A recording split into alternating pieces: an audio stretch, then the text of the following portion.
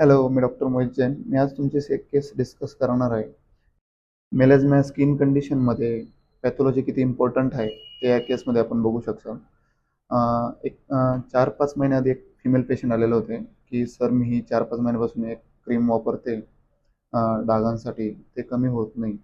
तर तुम्ही मला आयुर्वेदिक ट्रीटमेंट किंवा आयुर्वेदिक उपचार पद्धतीने मला तुम्ही तुमच्यानुसार मला काही ट्रीटमेंट सजेस्ट करा.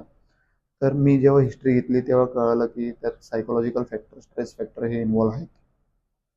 मी अकॉर्डिंग टू आयुर्वेदा ते सांगितलेलंच आहे की क्रोध, भय, शोक या गोष्टीने व्यंग, निलिका, पीडिका किंवा वांग, मेलॅझमा ह्या गोष्टी वाढतातच किंवा उद्भवतात. लास्टली येतो ट्रीटमेंट पार्ट, की काही सायकोलॉजिकल फॅक्टर ते रूल आउट करून माइंडवर काम करणारे ड्रग्स आपण त्याच्यावर वापरले. जसं की ब्राह्मी, अभ्रक आयुर्वेदात अभ्रक भस्माचा उल्लेख आलेला आहे. हे माइंडवरही काम करतं आणि ते कुष्ठग्नही आहे. आफ्टर 4 मंथ्स हे त्याचे रिझल्ट्स आहेत, ते तुम्ही बघू शकाल.